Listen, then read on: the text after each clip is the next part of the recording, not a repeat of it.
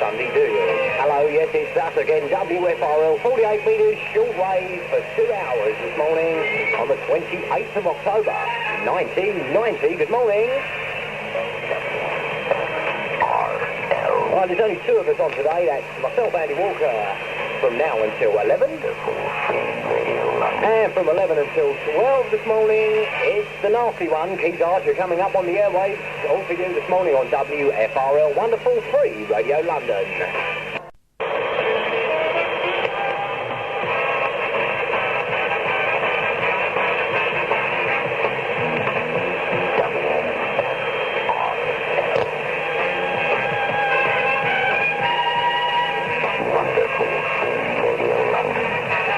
You never know what radio stations are going to be when you tune in on a Sunday, do you? Hello, yes, it's us again, WFRL, 48 metres, shortwave for 2 hours this morning on the 28th of October, 1990. Good morning.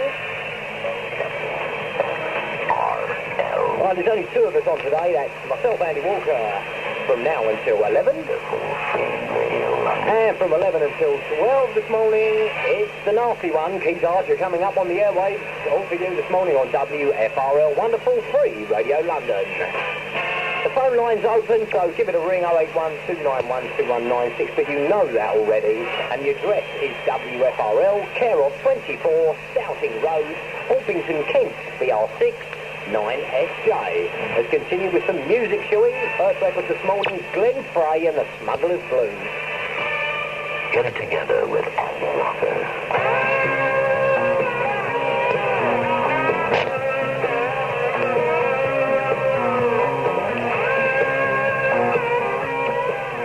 Bit of heavy rock on Classic Rock WFRL.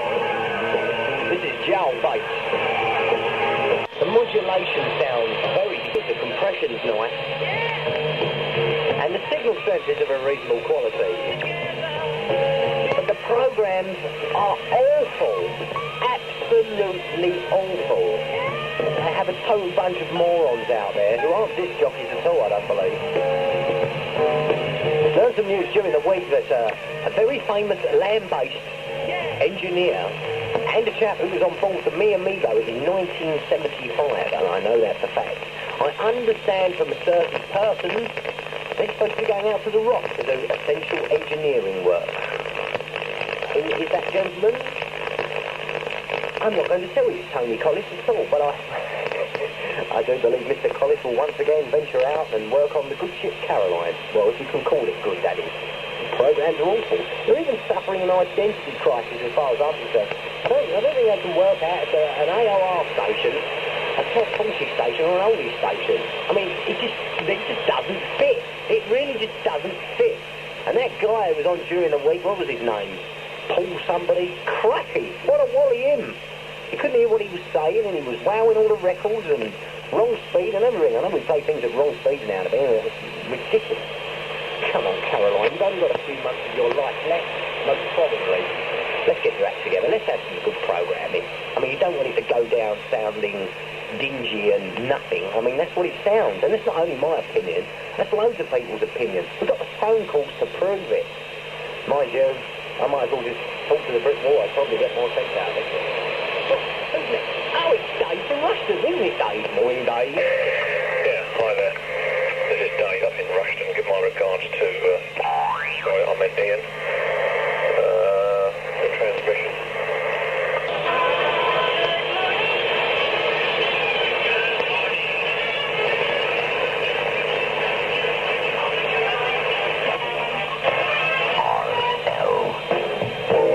Okay, play this one for Rob Marshall if he's listening, because he likes my Bob Dylan impersonation. Hi, how you doing? It's Bob Dylan. Here's one of the old hits. Yeah.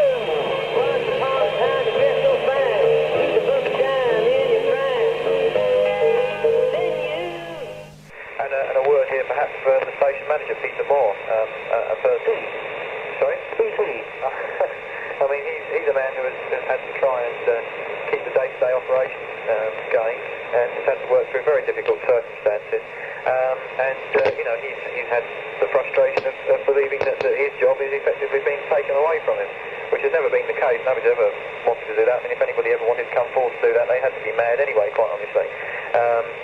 But now, you know, the future is in real terms, there really is a future for looking after the ship, that somebody's got to coordinate it. I'm damn sure that Peter Moore would find life a lot more easy to ring up to obtain tenders, to obtain suppliers for a ship and to man it, to crew it, in the knowledge that he wasn't going to be chased after and monitored and possibly threatened with everything under the sun in so doing. So one hopes that his task might become a lot easier and that he still has a role to play. And, you know, there are so many things that are very important. So one hopes that everybody in this sort of great Caroline family can still come out happy ever after, as they say, and go on from there. Okay, thanks for giving us a let us know what's been going on. Well, I'm sorry I can't be with you today there, but as you'll appreciate, this last week has been fairly hectic, to say the least. I mean, it all started from being up till about 3 o'clock on Tuesday morning after helicopters were scrambled, goodness knows what else. It really has been one of those weeks that I always dread when north-easterly gales are forecast. So may I just perhaps end by wishing all of your listeners a very, very Merry Christmas and a Happy New Year. And may I just say that if I have any New Year's resolutions, then it is that everybody within the Carolines is able to once again fight for a common cause, and that the spirit of Caroline can continue, and that maybe your listeners and all the other Caroline supporters out there will be able to join in that fight and channel their energies into that for 1991 and beyond.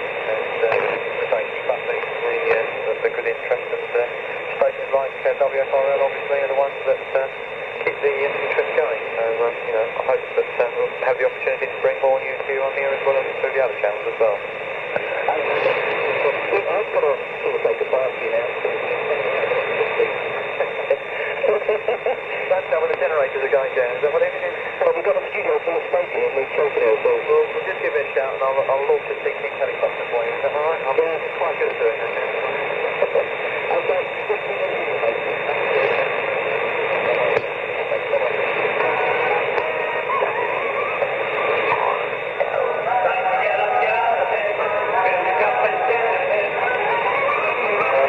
I told you it could talk tonight.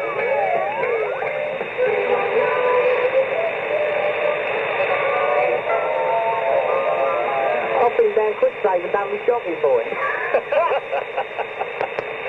Anyway, if you want to think that was Ian Johnston, who unfortunately couldn't be in the studio. We were talking to him a little earlier on the telephone. Can you get him back on the line? I didn't quite catch all of that.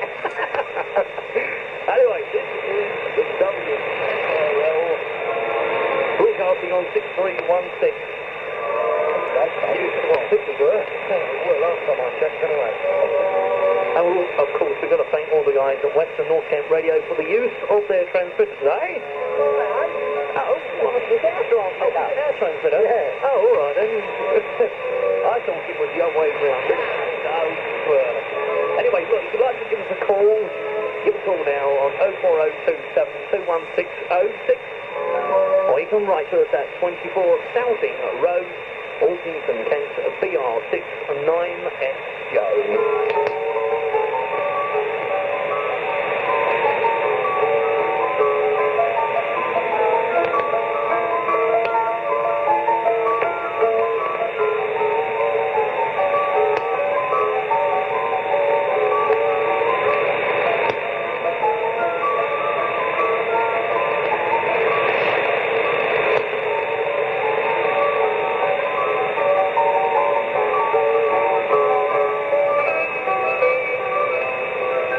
I'll give you that phone number once again while Archie's sodding about trying to find other bits and pieces.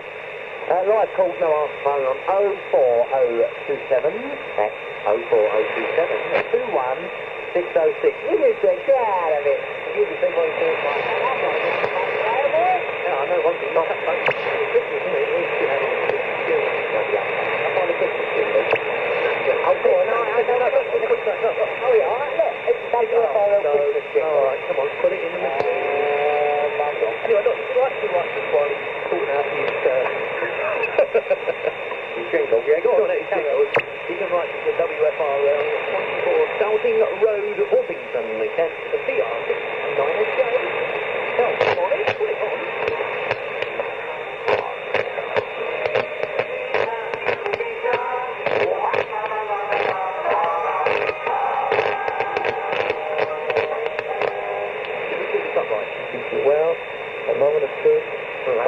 Well, doesn't it? Boy Masters.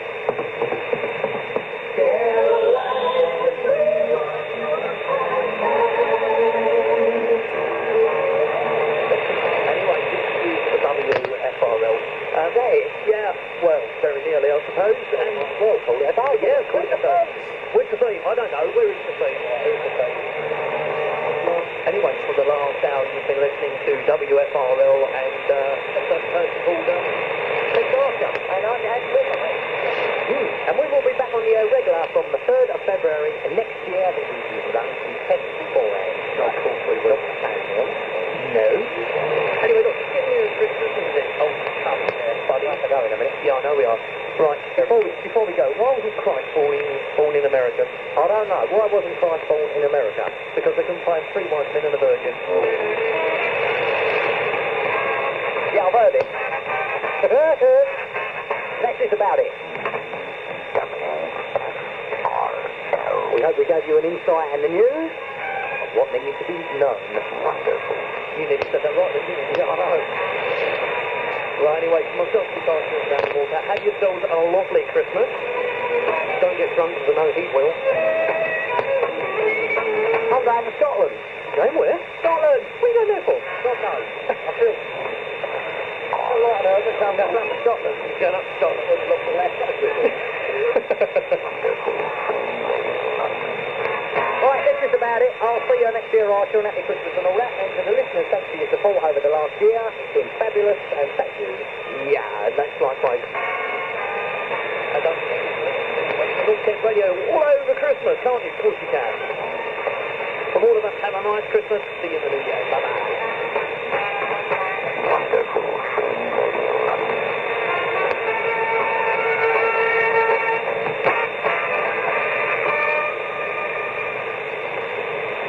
Archer, what's all this I hear about Victor Hartman has seen the error of his way? That will be the day.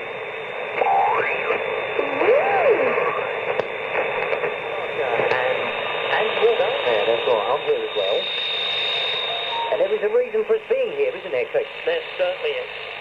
To tell you, the listener, the story of the demise and the end of Radio Caroline's offshore broadcasting career.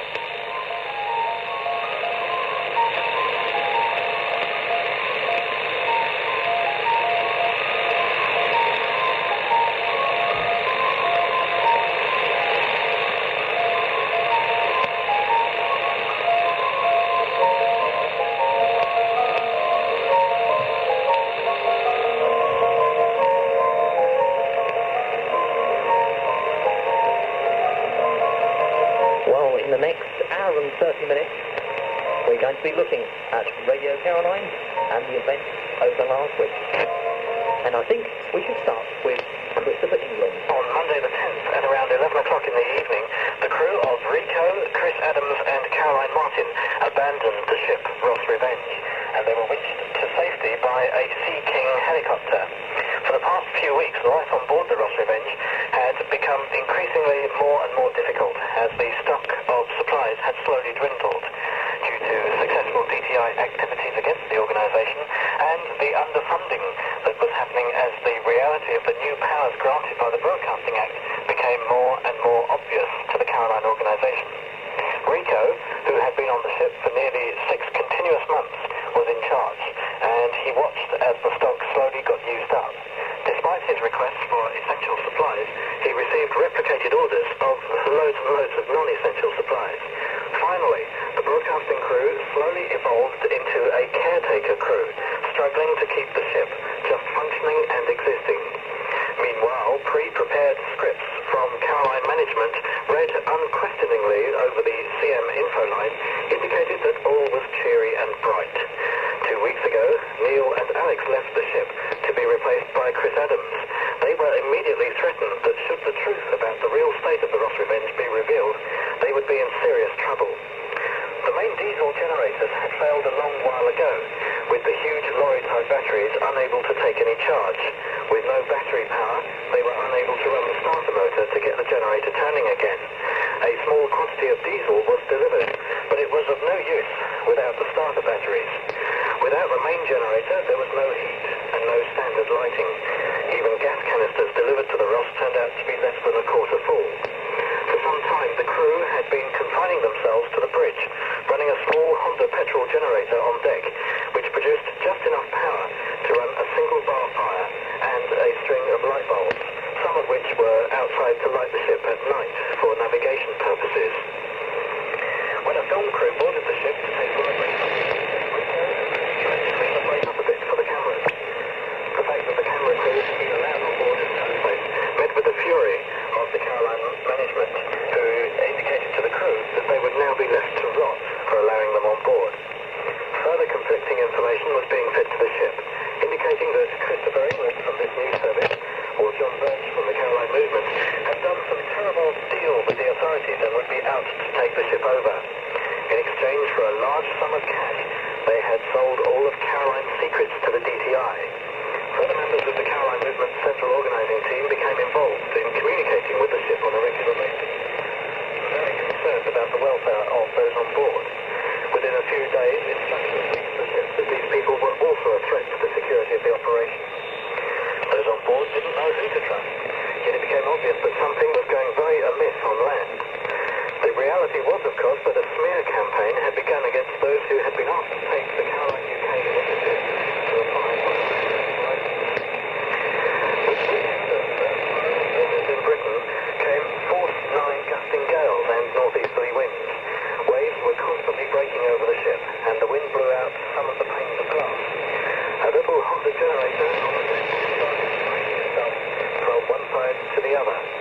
Bravely, Chris Adams and Rico managed to battle against the water that was rushing all over the deck to haul the generator inside. At one stage, the movement of the ship caused Rico to slip and knock himself unconscious as his head banged against the generator. Eventually, they managed to re-sight the generator inside the bridge with them. Rico had to use a hammer to unbuckle the flywheel before it would work again. The exhaust fumes were intolerable, yet without it there would be no light, no communications with the outside world. Their water had run out, so they were unable to soothe their throats from these fumes. For a few days, they had been trying to drink the water from the central heating system, but had no means of boiling it to sterilise it. They had been surviving on a packet of biscuits and a tub of margarine. Their clothes were permanently wet, and soon their bedding. Caroline often developed chilblains, and they all felt continuously nauseous and unable to get warm. They started regular contacts with the Dover Coast Guard and appraised them of the situation using the marine radio, but saying that they were okay. The Coast Guard reassured them that they would be listening and they would stay on hand if they were needed. They also commented that they thought they were crazy to try to stick it out, but they wished them luck. Finally, they lost their remaining stocks of petrol, and at 6 a.m. on Monday the 10th, they made an emergency call to Christopher England for help, with only a few hours of petrol left. It was far too rough for anything to be launched to take supplies or replacements, so they were advised to hold on for as long as possible, and that this time genuine help was going to be organised as soon as possible. Suddenly, at just before 9 p.m. on Monday, the power failed for the last time. The batteries would not support the use of the marine radio to tell the Coast Guard that they were once again unlit. But one final call was made to reach their contact on land, who telephoned the Coast Guard to inform them of the situation. The information he provided was later backed up by Dave the Fish. He contacted the Coast Guard and added that he had now believed from communications he had received that the crew of the Ross Revenge were in a situation where they needed outside help. At just before 11 p.m, a Sea King helicopter reached the Ross Revenge and somehow managed to airlift the three to safety. They stayed with Kent Police for some time, answering questions, before finally being released. They were full of praise for the bravery of the RAF Manston and said that they were treated properly and very kindly by all involved. All three commented that the very basic snack food that had been provided by Kent Police had been the best they had seen for months. They spent most of Tuesday resting with hosts who had been given strict instructions to forbid them from talking to any media or those who had been decreed undesirable. They woke to be told that their actions were intolerable and had caused unnecessary complications for the Caroline organisation. Rico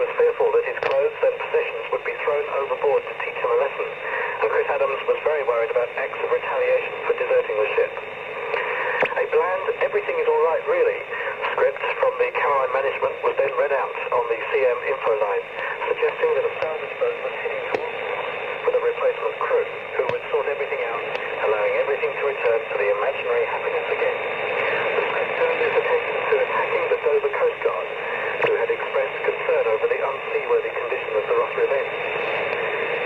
Seeing the fear in Caroline Martin's eyes, who at the time of this recording is still shaking uncontrollably, can only agree with this newsline in its praise for the work and the natural concern that the Coast Guard expressed about human beings being allowed to suffer in such a terrible way.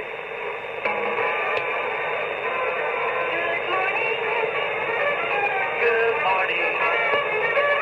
Everything looks good when you open your eyes. During our conversation, this newsline had a writing message from a very concerned Coast Guard who told us that he felt it was disgusting that the organisation could force young kids to endure these conditions.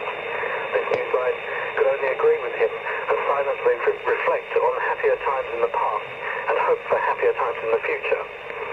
Surely there can be nobody left who believes the lies about a future for the Ross Revenge in international waters. We've got to move on, all as one group together with the Caroline UK initiative. Caroline has to be protected, not just allowed to fade away. Why are these people trying to kill Caroline from within? Anyway, it's Christmas. Rico, Chris Adams, and Caroline Martin are not as far as one Caroline organisation is concerned. They have no money to buy Christmas presents for their families, their friends, their loved ones. Your call to this newsline has cost you a fortune. The part we get is going directly to them. Thank you for calling.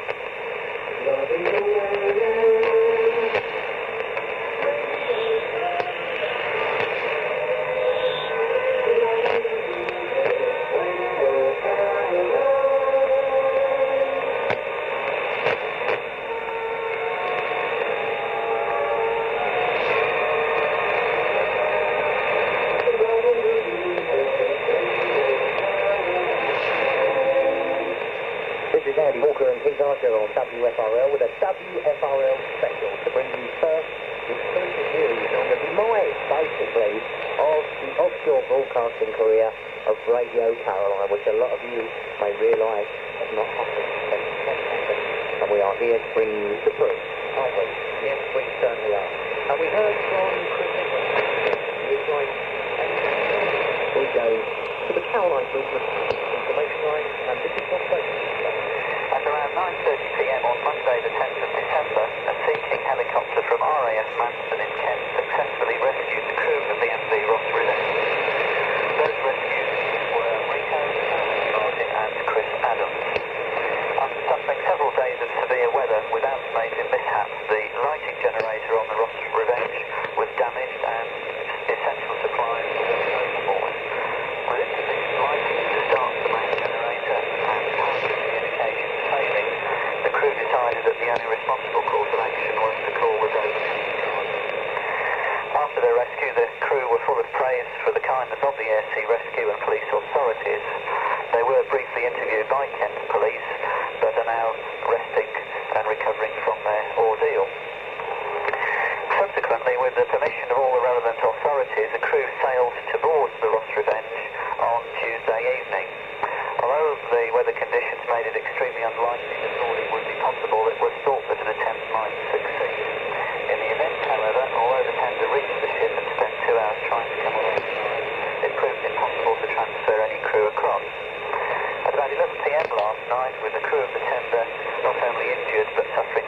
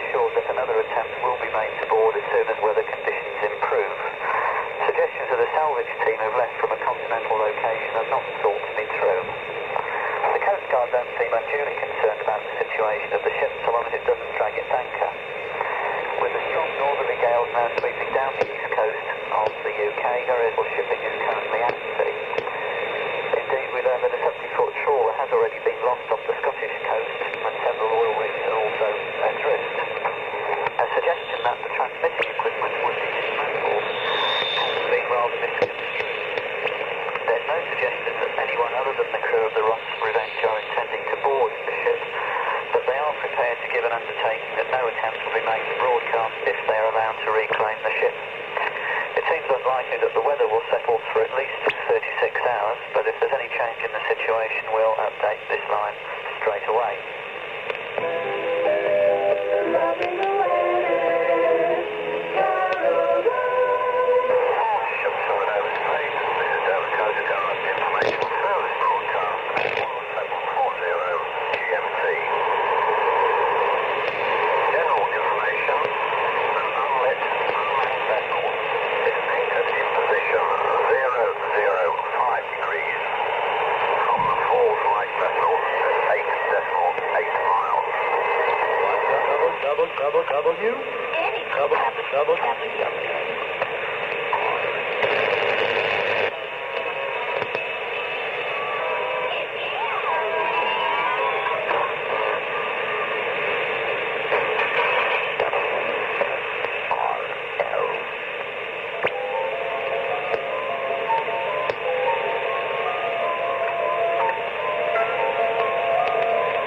Well, you're listening to a very special test transmission, is it, this morning?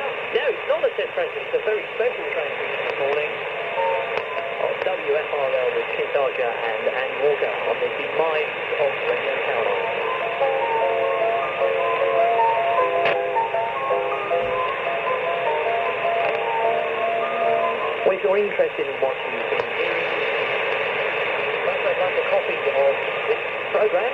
I guess so we can sort something out, can't we, lad? Yeah, absolutely. If you'd like a copy, then all you've got to do is write to us at WFRL at 24 Southend Road, Orpington, Kent, BR6. 9SJ. I don't like your right the way I've scribbled it down. I know it was, yeah.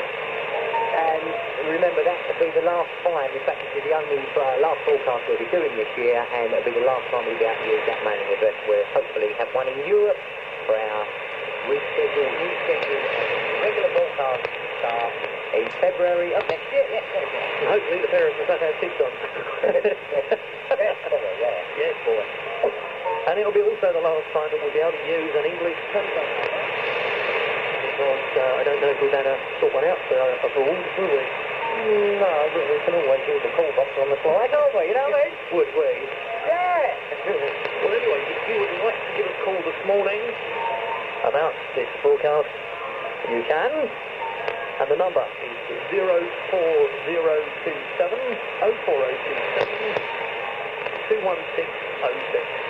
I'll repeat that again for you. It's 04027 21606, and there will be someone there to take your call.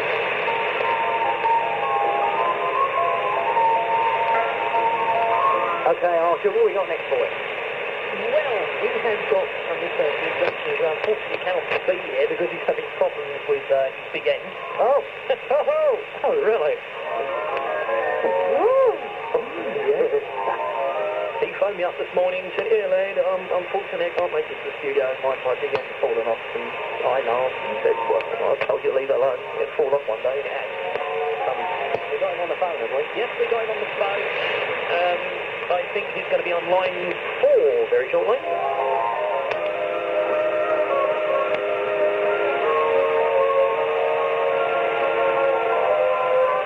Right, hopefully he's waiting in the wings and pin your ear holes back because I've got a funny feeling it's going to be a long telephone call because when this Ian Johnson starts talking, he doesn't stop, does he?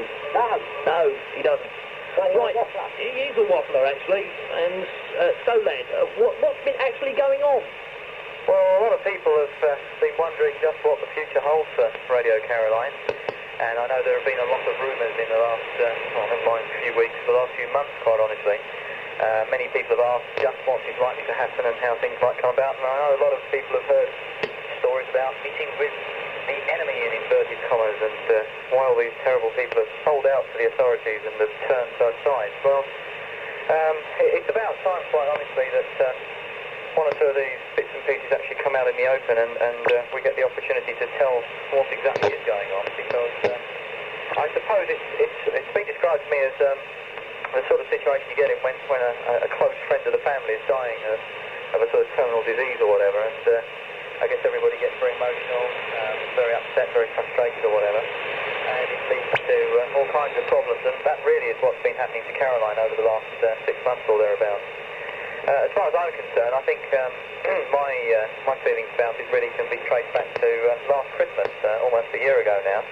And I know when I just returned from the function then, I sat down with Chris England, who I'm sure many people listening to this radio station know quite well. And he'd been sort of talking to me about various things, and we just returned from a special Christmas party which the Caroline movement had organised on board their vessel, the MV Galaxy. And a lot of places had come together. It was actually an attempt to bring together as many people as possible from the organisation to try and sound out the future and sort one or two things out in some sort of direction. And for example, it's been nice to see people like Peter Chicago and Chris Carey and Peter Moore all together talking quite merrily again, which was certainly an achievement as far as I was concerned. But when I returned to Chris's, we were up till the early hours of the morning discussing this, and I actually said there and then that I really didn't think that we would ever see another Christmas with Caroline. And I guess that was the turning point for me. That was the point at which I admitted I really thought that there was no way on. But of course, we didn't know what on earth was ahead of us then. There was no inkling that the fight with Spectrum Radio and the fight in the Lords with the progress of the Broadcasting Act as it is now would be foreseen. And of course, on top of that, the actual trials and tribulations out on board the ship, the problems that were likely to be encountered in trying to keep the ship alive were just really science fiction at that time. Nobody really understood just how bad things were going to get. And as the months went on, it became quite clear that things were becoming fairly serious. Now, when this began to affect the Caroline movement itself, with the sort of polarisation of communication and contact, that then started to rub off on the supporters. And frankly, I think it's only fair to say that if it hadn't been for the supporters of the radio station, the real listeners and supporters that have been there for all these years, then quite honestly, Caroline would never have been able to carry on as long as it has now, even to be out there at this very day. So it was those people that really had the future of the station in their hands. Without them, it couldn't have gone on. And when it became clear that there was an on-path, if you like, between the two sides of the operation, the people that were involved in the day-to-day running, who themselves have become volunteers. There are no fully paid-up, full-time members of staff at all anymore, and the supporters. Then it became clear that one or other had to take an initiative. It's very difficult. It's like switching off a life support system. You know, you just don't like to do it because you've been part of it for so long that to switch it off is just so difficult to do. But somebody somewhere had to take an initiative, otherwise the thing would just go, and the spirit that we call Caroline just wouldn't be there. So I just actually traced it back to almost an exact date. It was actually June the 22nd of this year when I decided to write my first ever letter. I've never written a letter to any member of authority ever before. And I mean, I've watched the way that campaigns and pressure groups and lobbying have taken place over the years with the Eurosiege and all sorts of other things. And I guess I've formulated a fairly good idea of how the politicians' minds work. And to me, the supporters were doing a wonderful job, and we proved that with the battle in the Lords. I mean, I know it may not sound like a very good victory, but 29 votes to 93 from literally nothing to 93 was really quite spectacular. So that's a superb effort, and just proves what can be done and how much support Caroline does have. But having said that, of course, you know, something had to be done. So an appeal was made from a humane angle, following an article that appeared in the Independent newspaper. Some of you may have seen it, where David Mellor, who was then the Minister for the Home Office, made it known that he was prepared to listen to Reed's thought about the Marine Offence Act amendments to the Broadcasting Act, and that if it was felt any of them were too severe, he would be prepared to look at them. And that's just what, in fact, it was decided to try and appeal to, and to try and get across the humane angle of the people that support Caroline. Again, the commercial side of the thing and the possible sort of terrible piracy side of it. We wanted to try and appeal to the actual humane idea. These guys and girls have worked through just about everything out there in horrible conditions. You know, disasters, masts coming down, exit tanks, transmitters being ripped to shreds, you know, lack of supplies. Just trying to keep a radio station on air against all odds to do the one thing that they enjoy, and that's to listen to some good music. And that was the angle that we were trying to appeal to for once, not the propaganda war. That wasn't important anymore. We both know how to play that game, but it was to try and appeal to the powers that be that, you know, we just wanted to do something that we really enjoyed and really believed in, and that was all there was. And it worked, basically.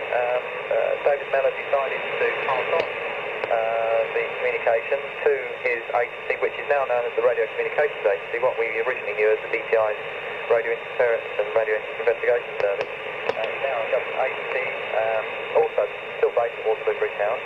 And as his agent in that division, he instructed them to make contact and to start discussions. It took several months to do that, but eventually came to a situation where a meeting was organised on October the 1st with, in fact, 5 members of the Radio Communications Agency, headed by Barry Maxwell, who is the director of the agency. He's actually in charge of the agency. He's also, I should say, in charge of Mr. Murphy as well. Jim Murphy's boss. He tells him what to do and what not to do. An equal number of members of the Caroline Movement Central Organising Team faced them across the table in conference facilities, and a very amicable and very positive meeting took place. And I mean that, it really was. They couldn't have tried harder to make us feel at home and at ease, and as a result, we sat down and had discussions about all sorts of possibilities. And believe you me, any of the stories you may have heard about selling secrets and the DCI getting out their checkbooks and finding out details they may not have had are absolute, complete, total nonsense. All the meetings are minted, they've actually been written down, and all of those details are available to anybody who wants to see the proof and the evidence of what was discussed. And basically, it was considered that what we were looking for, everybody knows that the real reason that Caroline is what it is, and any offshore station for that matter, is that it is an offshore station. The sea is unique, it's got that spirit about it, that spirit of adventure.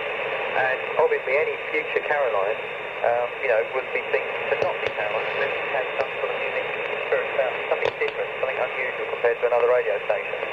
And what we were aiming to do was to find some way or other of involving the radio ship Ross Revenge, Caroline's most important asset and her home.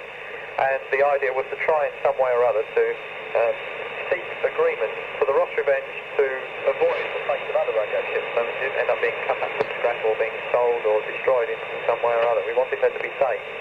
And without going into too many details, that certainly was something that we began to formulate possibilities of. And as the weeks have gone on, one or two things have happened without going into detail, which has unfortunately blurred the issue in many ways. And it got to the point, obviously, where the Ross Revenge itself was just battling on and on and on, trying hard to keep it together. And whilst, from a professional point of view, the people who were running the ship on a day-to-day basis were trying hard not to reveal the truth about the ship, it came to a point where it just had to be known. And unfortunately, an incident took place which brought that all to the fore. And I'm sure you know that I'm talking about the incident that happened this Monday, where, of course, the 3 remaining crew members were removed by a helicopter from the ship. Now, they're all very young, they're in their early 20s, one of them's a girl anyway, and quite frankly, on a 970-ton ocean-going vessel with no power of any sort whatsoever, not even sort of auxiliary power, therefore no heating, very little food, virtually no water at all, in fact no water as such, and literally no facilities at all in a 4 to 9 northeasterly gale, with no power for main engines, with an anchor chain, which in itself is something, I don't know if you're aware or not, but the fixing for the anchor chain, which is mounted on the top of the forepeak of the ship, has made it clear that he was a little bit concerned about the condition it was in. So that in itself would be bound to worry anybody on board. And, you can see it's a recipe for disaster. No means by which to communicate with land through the normal channels, through the normal marine channels, and there was just no alternative. The crew had to leave the ship. And when it gets to the point where desperation within an organisation is such that you leave a ship manned by only 3, inexperienced, unprofessional sea people who could very easily have been killed.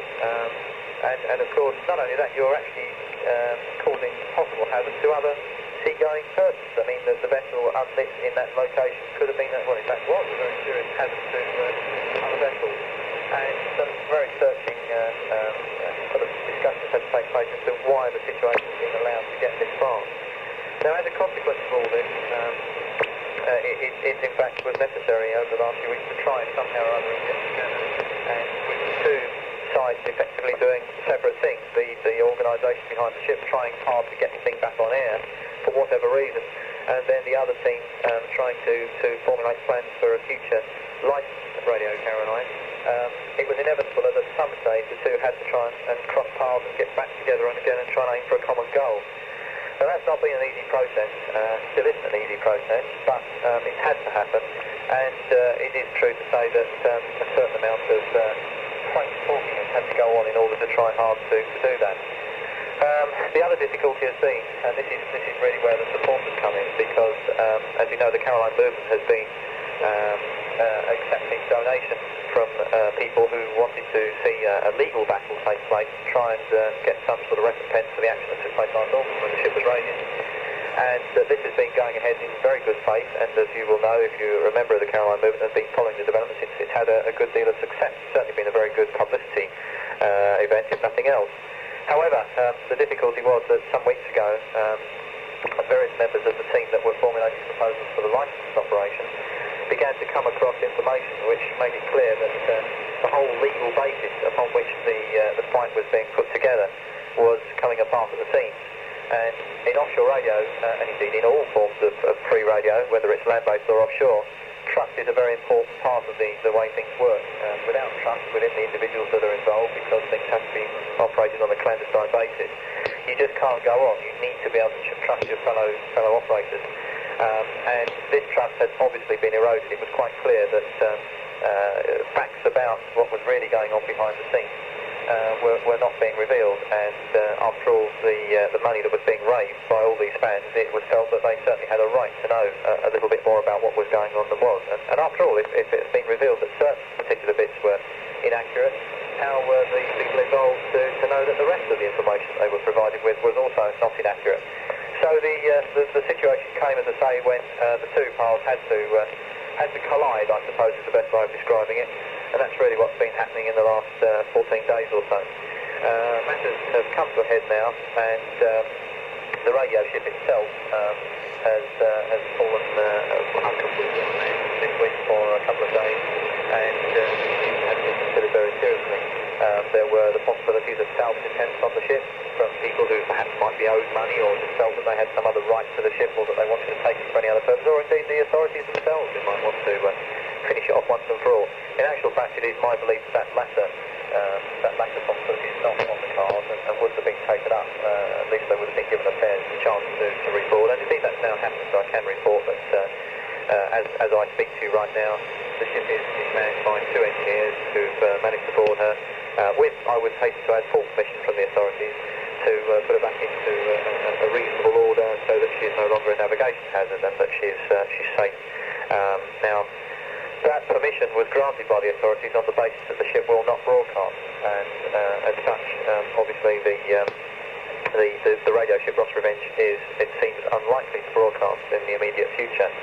Now, there is now a company in existence in this country known as Radio Caroline UK Limited.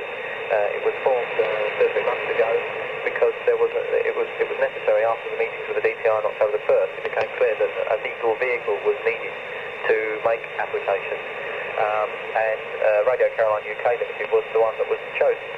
The reason behind this is because obviously Panamanian companies or continental corporations are not able to apply for licenses to broadcast in this country, so the existing framework was in the long term not used.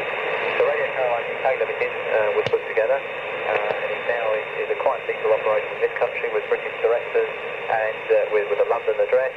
You can write to it, talk to it at any time you want to, and it's now the one that's putting together all the plans. Now, a letter of intent has been addressed to the radio authority, what's currently the Shadow Radio Authority, which becomes the new radio authority to replace the IBA on January the 1st, and indeed the consequence of the Broadcasting Act. This has been acknowledged, and the intention is now to go for a franchise which I could best describe as an estuarial franchise. In other words, one that would certainly give coverage over the sort of traditional frontline Caroline reception area.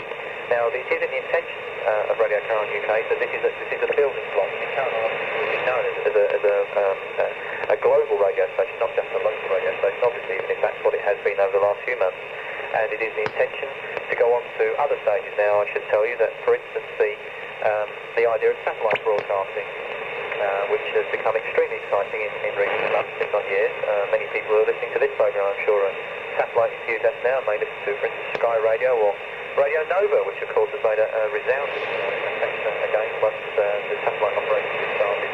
and it's doing very well for itself with many ex-offshore personalities, as I'm sure Keith Archie will have been telling you during his programme. And so the options there are looking quite exciting. It is the intention of Radio Caroline UK Limited to later on move on to an Astra facility, hopefully, to relay the programme to a wider audience. And the other exciting project, and this is where the offshore angle comes in, and this is where one should not forget the sea-based thing, is that the idea of ships is still very much there. Now, the Ross Revenge, the idea is that if the Ross Revenge can, in fact, be brought into more sheltered waters, which looks a very real possibility at the moment. The DTI have certainly already said that under certain conditions they would be perfectly happy to allow it to do that, rather like the MV Nanell has done, for instance, in Whale Island off of Portsmouth. That on that basis, the Ross Revenge will be allowed to come in, to be anchored, and of course then to be tended and looked after, cleaned up and made look respectable and prepared for a full refurbishment later on, which it will need, obviously. But the idea is that Radio Caroline UK will actually campaign for the use of its ship again. It will campaign to get its ship back and to make full use of it again as before. But obviously when I say full use again, I'm not talking about broadcasting from international waters. I'm now talking about the ship anchoring and mooring itself somewhere permanently, hopefully in the traditional on the Essex or Kent coast. And it will then have hopefully studios refurbished, perhaps offices or in fact a museum or whatever on board, a display to show exactly what it would like to be on an offshore radio station. And of course there's the possibility it could be used as a base for other forms of transmissions. I mean, it's likely that Caroline UK would have offices and studios in traditional buildings near to wherever its transmission site would be for its land-based programmes, but the idea of things like satellite broadcasting could be based on the ship still. There'd be no problem there at all. And they could be uplinked from somewhere like North Woolwich through the normal satellite network. Now, following on from the Ross Revenge, the idea of that is being tested at the moment because Radio Caroline UK Limited have teamed up with another organisation known as Radio Caroline USA Inc. Now, this is a Delaware registered corporation, the directors of which are based in Washington in America, and they, in fact, have now acquired the former Radio New York International ship, the MV Sarah, which is being renamed the MV Liberty. Now, the Liberty is currently in Boston, Massachusetts. It's in a Boston shipyard there where it's being looked after. It's mothballed and it's being perfectly well preserved, I can assure you.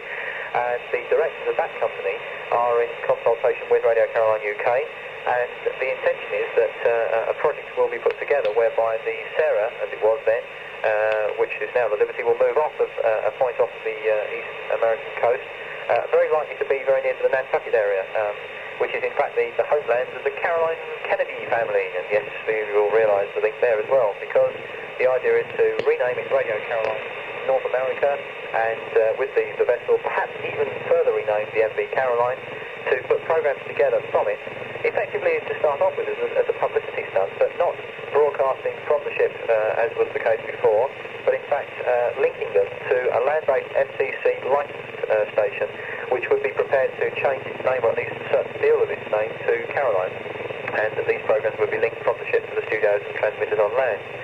Now, the idea obviously is to tie this in with various bits of publicity and such like, in the hope that if it all takes off, and the idea is to make it into the traditional style of Caroline programming, with it being bringing British artists over and the all-day music station, etc.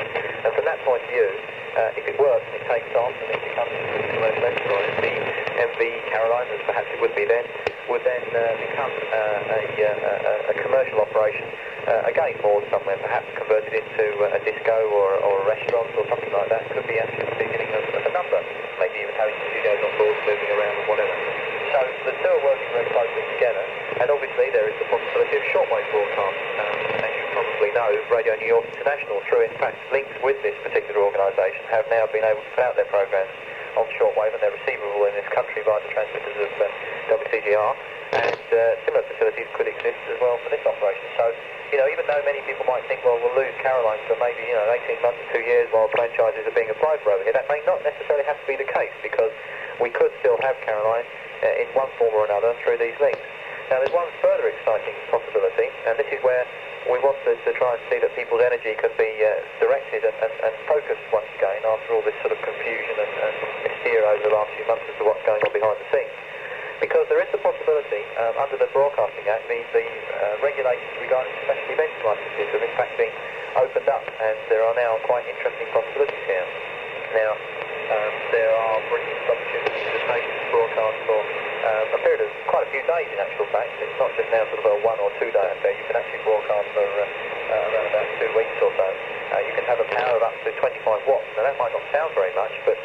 I'm sure many land-based pirate operators listening to this program will be aware that a decent signal on 25 watts from a good site can actually cover a fairly large area, especially with the medium-wave signal, which is a very real possibility.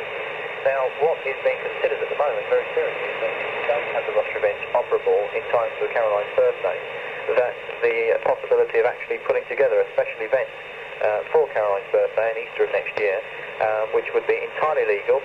It would be an event that could involve all kinds of exciting personalities and broadcasters, and indeed if it were to be the case by then that the ship could actually be brought in and anchored somewhere nearby, then it would be a tremendous sort of publicity stunt and celebration, rather like Veronica's celebration where the old Norman will be brought out of retirement now.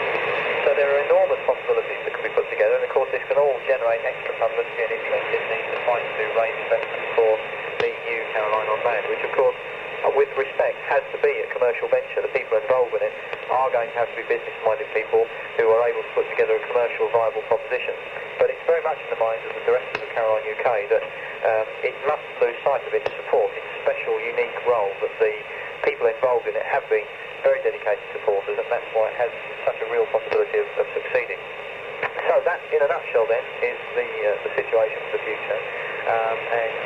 I recommend that you certainly give it your due consideration and realise that Caroline is by no means finished. It's actually moving into a new phase of its broadcasting. We've had the 60s, then we had the 70s, then the 80s, and now we've got the 90s. So we're calling it Phase 4 in Caroline's history, and you'll find that term is becoming more widely pronounced as we go through.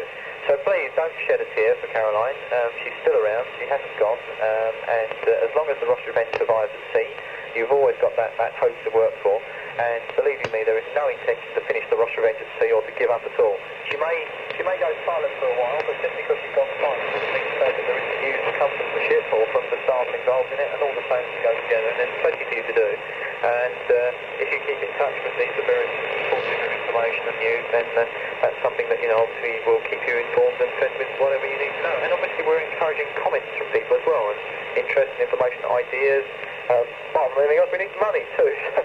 That's obviously the most important thing. If you do want to make contact with the organisation, then you can do so by writing to the following address, which I'll give you now.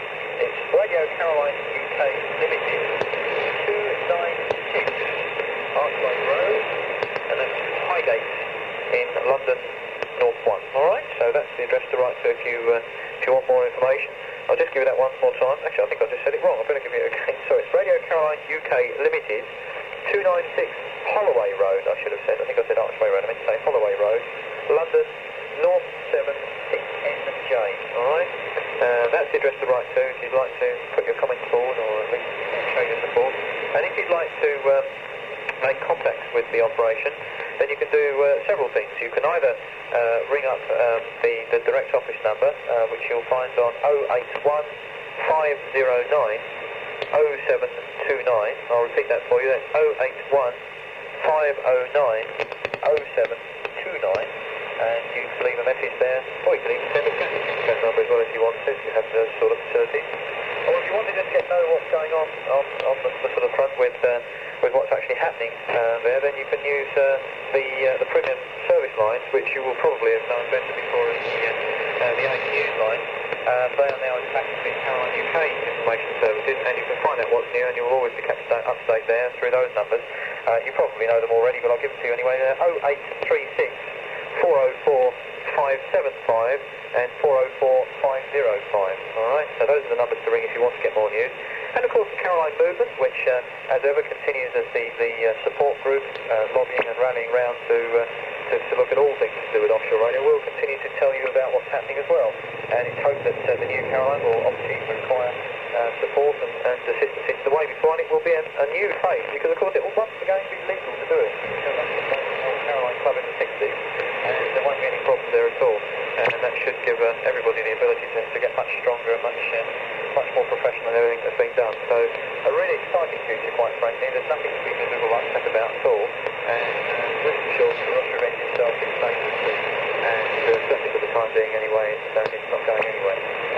I can tell you that it is expected that eventually it will be tidied up to the extent that it will be manoeuvrable again. And from that point of view, obviously, things will be a lot better. And it may be that you've never seen the roster event before. I know there are a lot of people who haven't even to this day. Whilst Caroline moved many people over the years, many hundreds of people, there are lots who've never even seen their favourite radio ship. And from that point of view, it's very likely people have the opportunity to see the ship, maybe close at hand or maybe from a distance, but one way or the other that's happened. Most people have the ability to run trips out there and have a look over, and we'll be the ones there as well. So I hope that's caused you all to think hard about the future, to realise that it's not as bad as it seems, and that there's a lot of excitement that could be generated there. And, well, you've all got your tapes to listen to for the next few years, haven't you? So I'm sure we all did that when the Me Amigo went down in 1980. I can certainly remember back to those days. And for that period of time there, when everybody thought that it had all come to an end and it was all over, he eventually came back again. So as Stevie Gordon said, Caroline has a habit of popping back again, and I'm sure it will do again this time. So please don't be despondent. And you could just happen to tune around 819. You never know what might happen to you. Well, there we are. I think that's probably told you all. So I'll hand you back to Keith now, and doubtless he will tell you some more about who's popped up where and who's doing what. So Draw up on my weight now. dropped off there, have you? Yeah. Can you tell us the two engineers that run water run? Yes, I suppose I can. I don't think there's any reason why not. They are, in fact, Peter Chicago, of course, Caroline's chief engineer, and a gentleman who, in fact, up until the late 70s was his right-hand man, who was the assistant chief engineer to the station. Sorry? Indeed. Indeed, yes. And he was then probably better known to a lot of people listening to this programme as the man behind Radio Jackie's work to get the operation onto sort of a fairly firm footing prior to its attempt to become legal. And that, of course, is Tony Collins. Those two gentlemen, very highly qualified, particularly in offshore matters, were in fact busy earlier on in the week following the airlift from the ship on Monday. They were running around and getting together very bits and pieces, standby auxiliary generators and other items to get out to the ship to try and get things back to normal. The first task, of course, has had to be to get the ship's main generators running again. They weren't capable of starting. They hadn't been accepted in charge. Unfortunately, the crew on board weren't technically minded and weren't aware of how to actually charge them. They didn't have the facilities available to them anyway, and they weren't able to actually charge them properly, and consequently the batteries were totally flat when they came to try and use them, and their only other auxiliary generator was in a terrible state, having been smashed around in the storm. But Chicago and Tony have managed to get all that together. The ship's now fully lit again, and they can start the task of trying to sort of clean her up a little bit, so that we need to accept another caretaker crew to look after the vessel whilst a decision on the So as I speak, I'm fairly confident that you will be happy to know that the roster of engines once again alive with somebody on board looking after it with a good deal of experience. Well, this broadcast is only supposed to be for an hour. You done pretty well, Justin. Oh, I'm sorry about that. I didn't mean to take up all your programme, but you did ask, so... yes, we did. I thought it was important to bring across to people that, that it's been so frustrating. There's been all these stories of evil people getting involved in all sorts of things to try and finish off the lady. It is, I mean, there's been a lot of emotion involved in it, a lot of upset and concern that people who have been involved for so many years. I mean, myself and Chris, for instance, have been involved, I suppose, on the front line for about the last 13 years. And from that point of view, when trust appears to be breaking down, or it is allegedly breaking down, and people are accused of doing things to what's the word? I can't remember what the word is now. They've been accused of, taking an initiative that will jump on the bandwagon, so to speak. Well, that of course is all completely wrong. Nobody's ever said that they want to squeeze out anybody that's been hard working. And a word